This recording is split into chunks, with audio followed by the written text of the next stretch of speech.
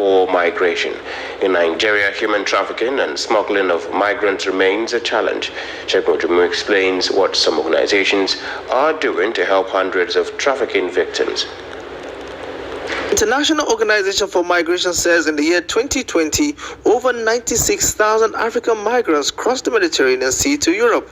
Poverty and security problems have led many young Nigerians to embark on perilous journeys through the Sahara Desert and the Mediterranean Sea. Many die in the process. The European Union has since 2018 worked with the Nigerian government to reduce trafficking in persons and smuggling of migrants at national, regional and international level. Having many shelters, we would like to go to many other places in Nigeria because the objective is to provide a better service, a better quality for the people who are there in that shelters because has been trafficked or has been smuggled during some period in their life. So that is the real of this activity. Part of the strategy has been to upgrade and refurbish several shelters of rescued victims across several states.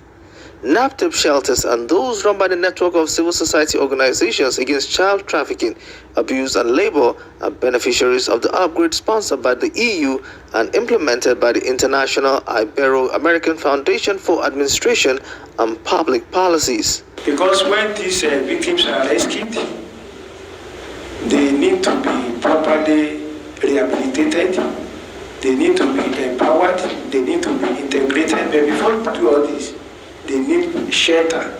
Abubakar is the national president of the network of civil society organizations against child trafficking, abuse and labor.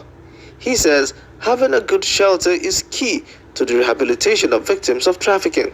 So that they can be able to forget a part of the trauma and experiences they have had in the hands of their traffickers. The human trafficking trade is driven by the demand for cheap labor and commercial sex. Trafficking rings across borders and within countries take advantage of economic, social, and political vulnerabilities to exploit their victims. A turnaround in the economic fortunes and resolution of internal conflicts of hard-hit countries could prove to be the solution to this challenge.